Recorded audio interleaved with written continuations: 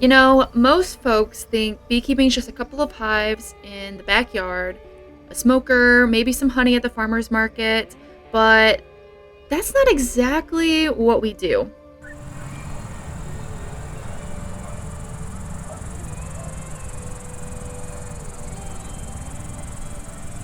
Scott runs 10,000 hives. Yes, you heard me right. He's moving bees all over the country for pollination for almonds, for watermelons, blueberries, you name it. There is seriously no way one could keep up with all of that by memory or just by paper logs. So, Scott uses a platform called Nectar to track every hive, every crew, and every move that he makes. And honestly, he says he really couldn't do it without it. So, this isn't your grandpa's beekeeping. This is commercial pollination, and it runs on bees, trucks, and software. I'm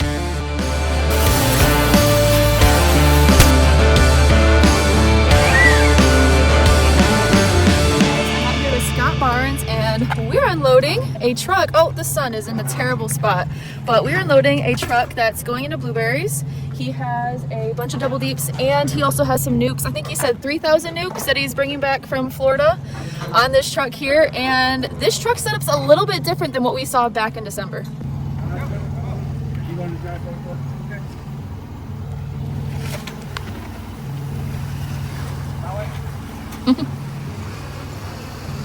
Jump!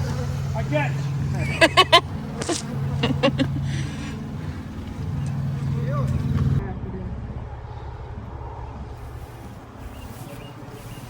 All right, so if I get back here, what we do is we hit this here for scanning, and then we'll do the QR.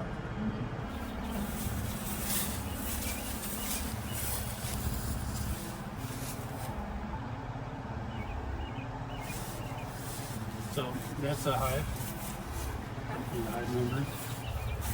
That one there got started. That's a split from April 7th.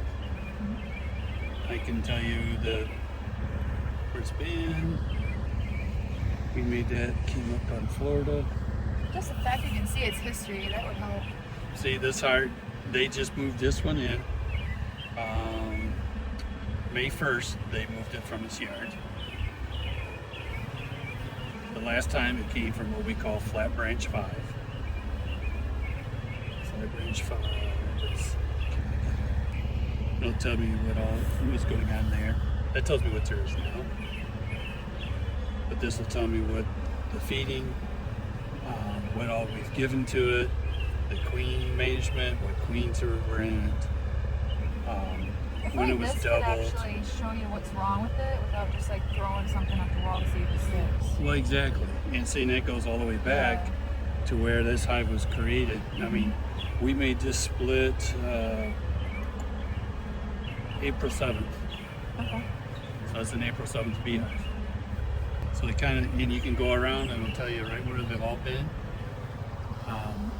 If I come up and I say, okay, this hive's dead, they just tip it up, then they come back and they scan it, and it gets entered in as to reason why it's dead. They do an autopsy, why, we mark it down. If I say, hey, this one here's got a bad queen, we're going to requeen it. We can change the lineage of the queen. Otherwise, these here are all got a queen associated to it, because these were all queen cells. So we got the queen cells put in there. So basically everything we've done to this beehive we have record of. And it's all right here. So I know a lot of people say, oh, I can have a notebook, but the notebook's in my pocket right now. We go in Florida, I'll get out and I don't have to carry a notebook. I just sit it on my phone. If I got a question about the hives in this yard, I can be sitting at my house, I can bring up and ask questions about the hives.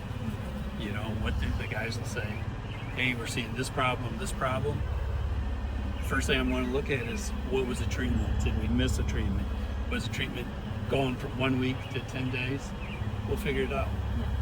And it's made a big difference. I think it'll help you save money in and of itself too. We're starting to see some efficiencies that way. We're starting to see it where we're just making a little better decisions because we got better knowledge. So this is what, the nectar is. So this has all of our yards in the whole drops. The thing that's kind of nice about nectar is they get close, and maybe the drop pin is back this way a little bit, and they had the outhouses, they moved there. So we had to move it to this location. When the guy scan it, it'll automatically grab that yard and move it over this way.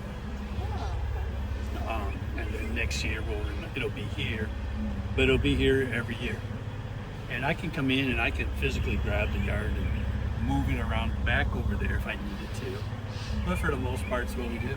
It's just we've been on nectar since November, so Okay, it's still fairly new. it's all very new, and we're collecting a lot of the data. Using it on the pollination has really helped a lot. Was the initial startup kind of difficult? Like a lot of work, or? No, it wasn't too bad because you got all the tags. You got to put all the tags on. That's a cost. Didn't take us that much work. We were able to incorporate that into our rounds. In 2 weeks, we had all the tags on. Oh, okay. So that worked out really well. It's worked out good is when I come into a blueberry field and decide how many hives we're going to put in there, where they're going to go. I can pick out the drop locations. I can pick in the access points. I can put warnings to stay off this trail, stay off that trail, do not, and all these things, they got so much information right there in their hands when they're putting the bees in. That has made a big help to us. They're being kind of cool. They're doing pretty good. Yeah. I like to see we're not the only ones with boxes falling apart. Gotta pick on you. We got 1,000 new boxes that came late, didn't get swapped out this year. Yikes. So we had to dig these back out of the cut pile and put back on so we could get the bees up here and Yeah. double storage. So Okay. during the, they all got to be changed. Luckily, they're all on top. So So do you, just personal question, do you wax stick your hives before you paint them, or you just paint them straight out the gate? I see some people wax them and then they paint them, or they dip them, I mean. I got a video I can show you. Okay. Wax dipping and painting rounds one time. It worked out well for us this year. We would wax dip them, no more, and get them off. It's a 3-minute cycle. We pull them off, set them down, and we'd paint them, and they'd be steaming, and the paint dried extremely fast. I wonder if that'd make the paint go in faster. I think it into the does. hive. I think it's attached. Yeah. We did find that when we did that and took that bee and put it on a beehive, and then we had to wash it for California, they could bust some of the paint loose. So I don't know if because it hadn't cured, Yeah. but it worked out. We painted the beehives, we waxed them after we painted them, but painting them right immediately, as soon as we take them out of the tank, seems to work the best. That red box back there, I'm pretty sure it's Yeah, it looks nice. Okay, we're not the only ones with red boxes. We got so much crap for using a red box, because I guess the bees can't see red. But they seem to be going to it just fine. When I did splits today, they were all going after the boxes that were empty already because they have the pheromones still. well, the different colors. My wife paints all the boxes, Oh, okay. so she likes different colors, and for her it's fun. She goes to Home Depot and gets 5 different colors, and that's what 5 colors we have. No rhyme, no reason. Just she likes doing that. It looks nice. It's better for them too. They know where they're going. It does seem to make a difference for the bees. We don't seem to have as much drifting. Some people don't like it because they like everything pristine, white, or one color, and I get it. That looks nice too. However, we seem to have a little better luck with drifting, and just a little bit better acceptance for queen cells. We do a little better there. is all this? The berries are looking good. So are they going to be completely decked out in flowers? Like, are they only like maybe a quarter pound right now? Yeah. Okay. But you stayed here and nobody's even bothering us. There's a pretty good flow on right now. It's 7 o'clock at night. These bees are still flying pretty hard. A lot of nectar coming in. Oh yeah, they're happy because they keep bumping into me and they're just like, oh, whatever. You guys are in our way. We're trying to be efficient here. Now, I've showed you this part here, Okay. but the planning is what's really nice. All my guys get, they're in teams, and they get assigned jobs, what yards. And so what I can do is, like these guys here, he didn't get to this last yard, but I can go to what he's done, and these are all the yards he did today. And then I can go and say, hey, what did he think? What all did you hear? It tells me what all was done at that yard, location. If there's a note in here for me, he'll leave a note and tell me something. Yeah. And then I can translate it, because they're going to be writing in Spanish. So that has really helped a lot too. We assign like these guys for tonight. They've already looked and seen where they're going to go, and they kind of like it after a while. They got a couple of minutes right after supper or something. They probably looked at it and said, "Oh, we have to put bees in at these yards," and they're ready to go. And as they unload it, they hit the unload button. And then the next day or 2 days, we come back and we work the bees, and we'll put them, we'll scan them at that time. And scanning takes a minute or two. Yeah. I really didn't like Nectar at first because of scanning the tags, but that's not the problem. Okay. So That's how did you do it before? So was it a lot of phone calls? You happened to call them? Because you mentioned that you were able to just kind of like assign tasks to them and then see what they've done. Right. So how'd you do it before you did Nectar? We were on the phone. That seems like a lot. We were on the phone talking to them, giving them. We seem to have more of a detail of what's going on, like these yards, specific yards, what they're doing, how they're doing it. I mean, they can sign a picture.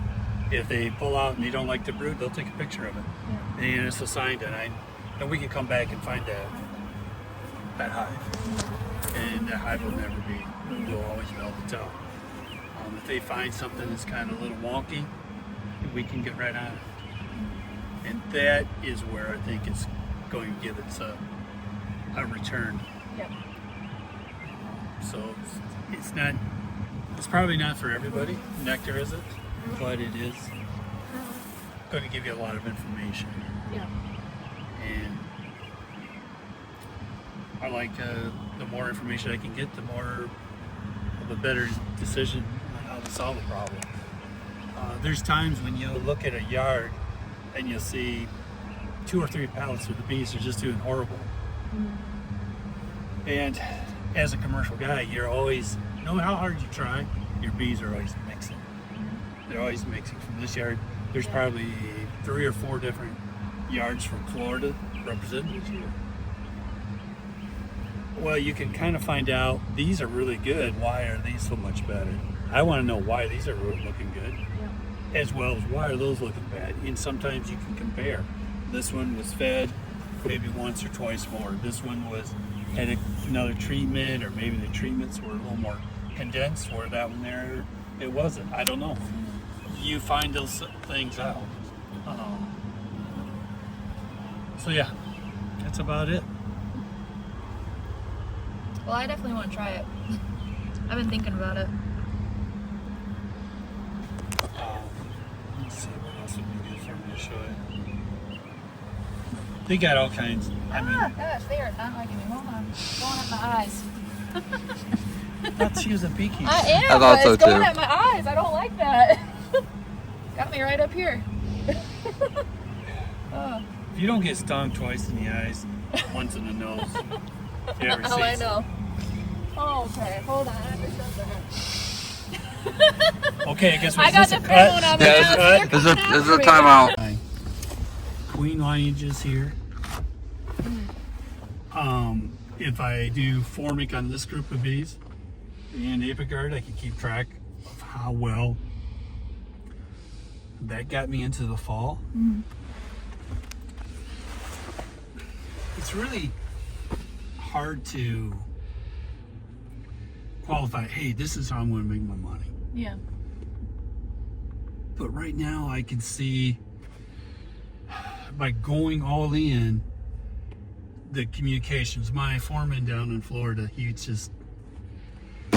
was telling me, he goes, man, I like Nectar. He goes, it's smooth. Because he can get up, he assigns everybody their jobs, and they go out and they just do it. Okay, that's one thing I haven't showed yet, is I put myself on the crew for the guys that are putting in. So here they'll hit, we come over here and we hit this button right here. That's my daily task. Okay, that's all that shows up. That's all I have. Yeah. Everything else is just a mute issue. So I can go there, take me right to the yard. What I really like about Nectar is that it gives you a real outlook on what is actually going on in your operation. Not just by yard to yard, but by hive to hive. And that is a game changer. Whether you're a hobbyist or running a big commercial outfit, being able to track exactly what you did to each hive and how it actually affected the bees is incredibly valuable. As beekeepers, we're constantly testing things out, trying new treatments, feeding strategies, different setups, always chasing what makes our hives healthier and more productive. Nectar gives us the tools to finally see what works and what doesn't, with real data to back it up. One of the things Scott told me that really stuck out is how he uses Nectar to track queen lines. That is huge, especially for our operation. We've brought in queens from outside sources, but we also have some queens that Casey's been breeding right here in Michigan. Now we can actually compare how each queen line performs, not just in different yards, but in different climates too. That kind of insight used to be so hard to track. I would use a Sharpie to write on lids, but then it'd just get washed away, or I'd try to keep lots of notes in the notebook that Scott keeps referring to, but it always seemed to get lost along the year. And on top of that, being able to track how your bees are reacting to treatments, especially when you're fighting varroa mites, is a massive advantage. After the colony losses we saw this year in the United States, it really makes you think. What if more of us had been using a tool like Nectar beforehand? Could we have seen it coming? Maybe could we have intervened earlier? It's something that I keep thinking about. Next year. And next year will be good.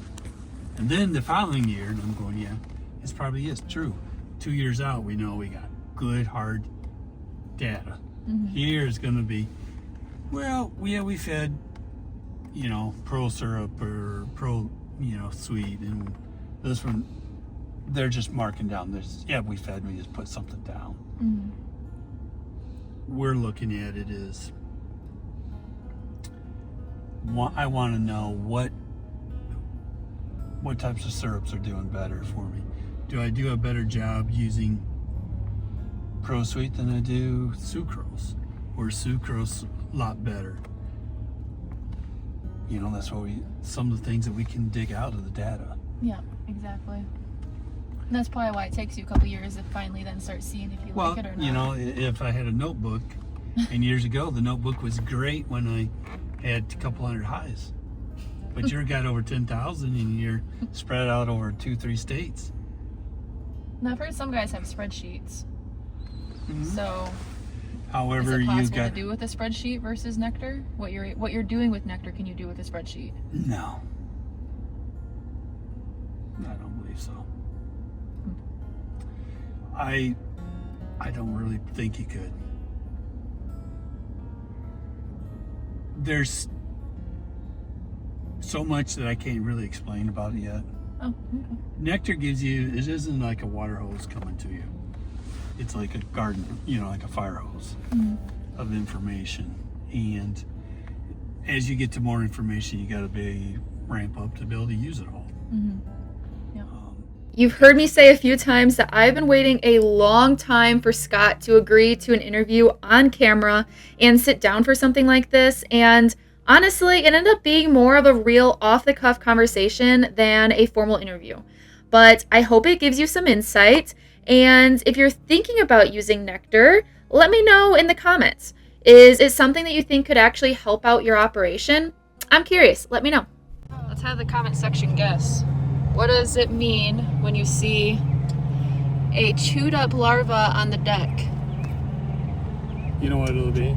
Oh, those are horrible bees. Yeah, They're exactly. sick bees. They're all full of this. You ask 10 beekeepers, you get 75. Yep. It's all because we Answer. hired a blind truck driver. Now, is this a drone or, right? Yep.